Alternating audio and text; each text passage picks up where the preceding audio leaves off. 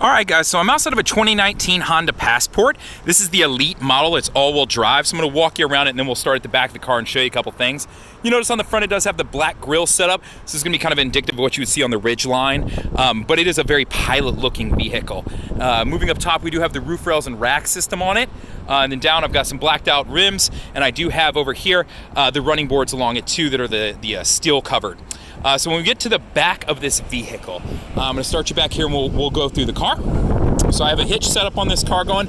I do have dual chrome tipped exhaust. You can see the car does have parking sensors. They're actually on the front and back, and I'll show you that when we get in the car. On this particular model, it does have, which you can see right here on the sticker, I can kick my foot down underneath, if I can do this right, and it'll pop it open for me. So if you had your hands full or you had your crutches on, because you can see I'm limping around, this might be helpful for you. Now, starting in the back, there are some accessories in the car because this is for a wrap. So this does have the mat system right here. It does have the covers along the liners alongside the interior, and then the liners along the backs of the seats. So you can see some different things you can do for this car. So storage-wise, I'll show you. You do have some storage in here, and it's a nice deep well you can work from. So you've got that going on. Button-wise, you know buttons, so this is indicative of the CRV, so I can throw my seats down so you can see what's going on here. And that way, if I need to make space, you can see what I'm working with. So if you were camping and something went bad, you've got a lot of space to work with here that you could sleep in. You could probably put a full-size air mattress back here if you needed to. I do have a power outlet back here. I do have some additional well spacing, things like that. So that's what's going on from this standpoint on the car.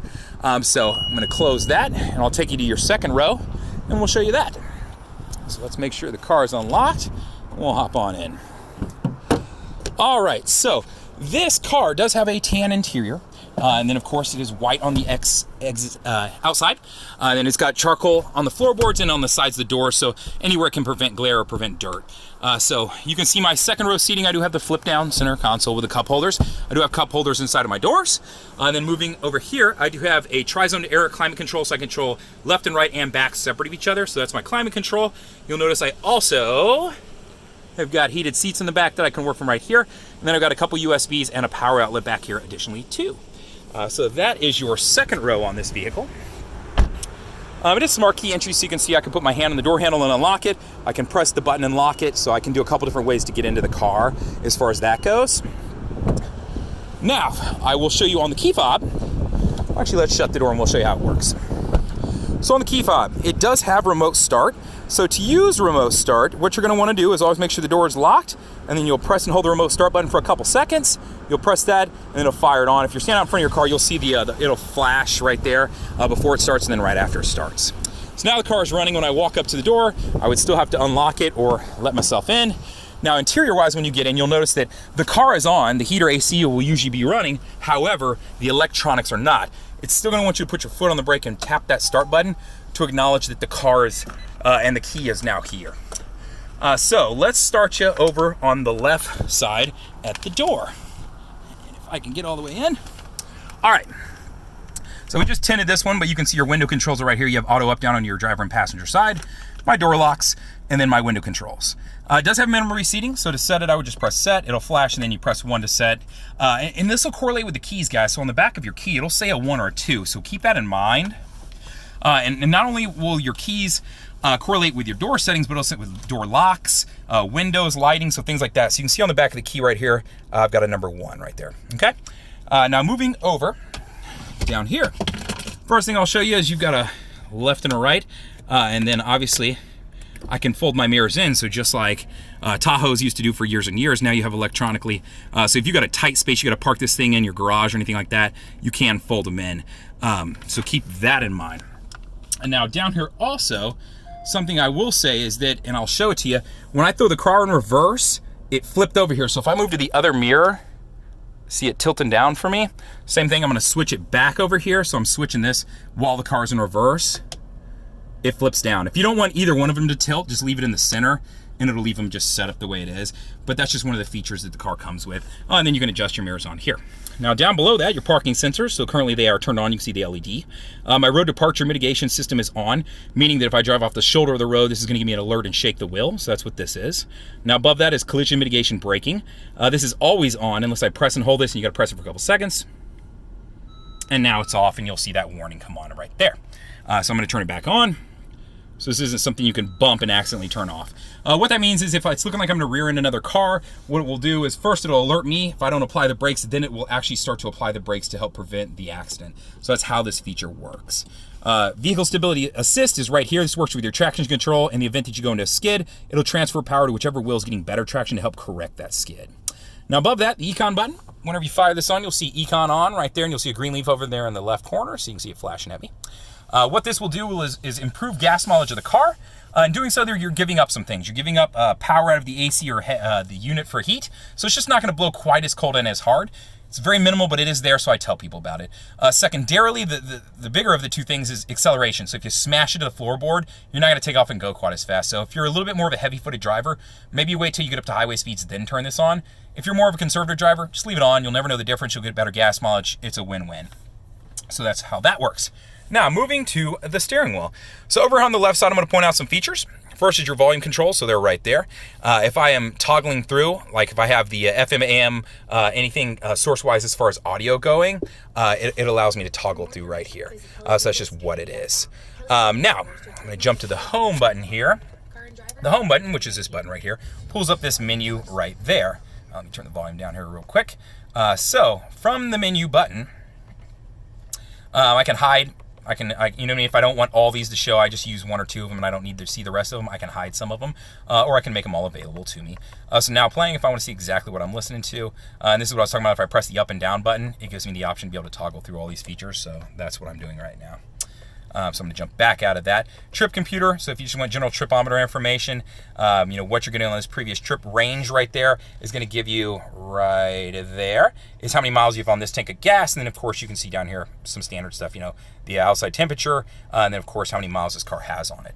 So this is pretty standard stuff. All-wheel drive, your torque feature. It's just going to show you the way the car is driving, whether it be two-wheel, all-wheel drive. So give you a little bit more info as far as the car itself. So that's what's going on from that standpoint. Oops, stop hitting the volume button, Justin. If I need to jump over to Bluetooth, that's what this is. Navigation, it'll actually show me a compass here right now. If I had turn-by-turn directions running, it'll tell me my next turn right there if I wanted to. So that way I don't have to keep looking over. I can just kind of glance down if I need to.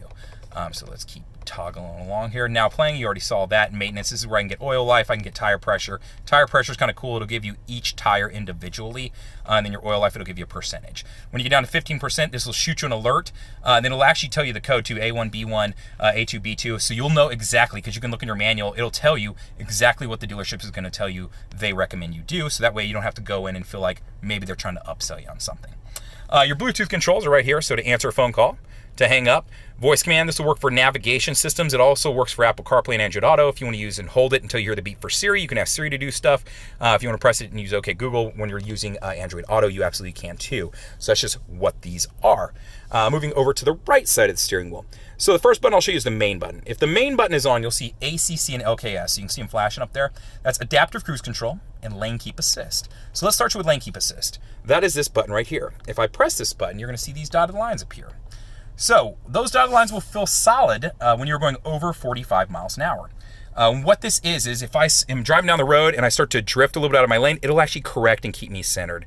So that's what this function is. If I'm changing lanes and I don't use my blinker, yes, it will try to correct for me. But if I'm using my blinkers like I'm supposed to, and this feature is on, then it'll know. It's recognizing that you mean to get over. So if it bothers you, just turn the feature off. All these features you can turn on and off. Now, adaptive cruise control. Once I get up to the speed I want to set, I would press set. From there, it would hold my speed. Excuse me. And then I can set the distance right here. So when I press that box button with the car on it, you'll see more boxes appear. The more boxes, the more space it's going to keep between me and the car in front of me. Meaning if I have it set to 65, the guy in front of me keeps slowing down, I can set it to keep a large distance or less, right? So that's just a comfort thing. You have to figure out what works for you. So that's how that works. So that's what's going on here. Now, if you don't want to use this, you just want to use standard cruise control, you can press and hold, and it'll turn off. It'll say cruise mode selected. And now it's just general cruise control. And I'm going to turn it back on by pressing that same button. This is a heated steering wheel, so I can control it right there, and you'll see a red LED, or really I guess it's orange, to let me know that it's on. So if you're in colder climates driving this car, that might be helpful. This car does have paddle shifters, so you can see I have a positive here and I have a negative there, so I can upshift and downshift in the vehicle. So while it is still an automatic, which is shifterless, it has the buttons like our Pilot and a lot of our other vehicles, our Odyssey too. You can affect the shifting points on the car, so the ratios at which it essentially changes gears. Now moving over to the left side, It is set up with auto on-off headlights, so I can leave those set and it'll turn on and off for me. Then my fog light controls right here, on and off. Over on the right side, I can pull down for the front windows to turn on my windshield wipers, and then the back is controlled off this toggle right here. And then they are all intermittent, so I can really adjust in and fine-tune the speed for me. Now, moving over to the touchscreen. Touchscreen is set up right here, so this display is going to look very, very familiar because it's in a lot of my vehicles. So that's what's going on right here.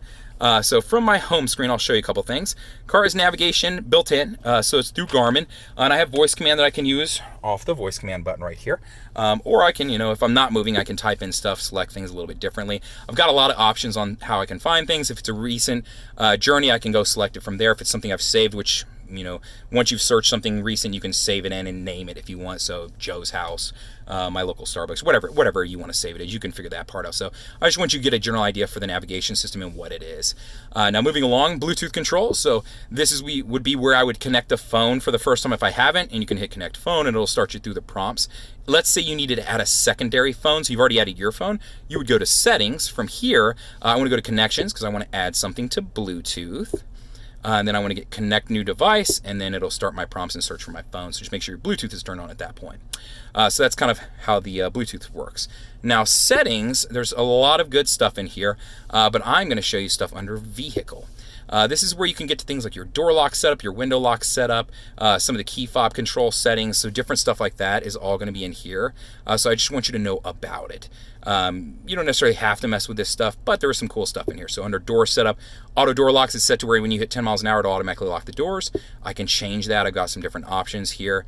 When I get out of the car, when I open the driver's side door, it'll then unlock the remaining doors. I can change that here. So that's just where some settings are if you want to change these. So that's what's going on from that standpoint, door lock wise. Lighting, you can mess with that too. Keyless access setup, some cool stuff here. The one I like is the walkway auto lock feature. What that is if I get outside of the car, I have the key in my pocket, and I get outside of 10 feet, it'll automatically lock the doors if this is turned on. So if I enable that right there. So just some cool setting features in here that I always recommend people look into. Now FM is pretty self-explanatory, but I'll just pull it up and show you. You do have HD radio, so it does give you some additional stations that you can listen to. But once you find a station you like, all you do is seek to it, press and hold. Now that's set to 1. So it's that easy. But you can see because it is an HD station, I've got a couple different options, which you can see up here. What's going on from there? Moving out of that, Bluetooth audio. If I want to stream audio right off of my phone or anything like that, connect up a device, that's how you would do it. Pretty simple stuff. I think everybody knows how to connect up to a Bluetooth speaker, Android Auto and Apple CarPlay. To use so, I would plug my phone into the USB, which is the one right here with the phone on it. From there, it will actually light up whichever one of these applies to me. Now, if you use Android Auto, you are going to need to download the app, which is free. If you're an Apple CarPlay user, or an Apple user, I should say, you don't need to download anything. You would just need to plug it in. So just the difference between the two. Trip computer stuff. So I showed you this earlier in the center, the dash, but it's just the same info presented here. So a little bit different view of it. Moving over a screen. Text messages, it'll read text aloud to you. So if you receive them, it'll pull them in and read them to you. The car does come with 90 days of XM Sirius satellite radio. So you've got a preview already running on this car. Let's move back over there. USBs, if I want to plug in a thumb drive, anything like that. Auxiliary imports, so like the 9mm jack, you can do that. It does have a social playlist, so this is a really cool feature because what this allows is if there was 4 of us in the car traveling, each one of us can add to the playlist songs. That way we don't have to listen to dad's lame music or mom's terrible jazz music or whatever it may be. You can all add songs to it. System updates, the car is set up with you get 3 months free through Honda, but it does have an AT&T hotspot, and I want to say it's like $8 a month, and it's super simple to use. You press that, and then when you want to turn it on, it pulls up the main screen. You just make sure it's turned on. So not a whole lot to that, and you can see the power button right there to turn it on. So that's how this function works. So that is what is going on from here. And then you can store music. You can store music to the car right there. You have a clock set up right there. And then Honda Link will give you a few different features. First off, what it'll do, it allows you to access some different functions, and you can actually check this on HondaLink.com. Things like, hey, can I start the car from my phone? Can I use the door locks from my phone? Just different features like that. And then additionally, Honda Link is set up for every single car to where if you get in an accident, the car can automatically call you, or Honda will. If you don't answer, then they can call 911 for you. So that's just a free setting that's through Honda. So that's the touchscreen. It is customizable, so I can press and hold stuff.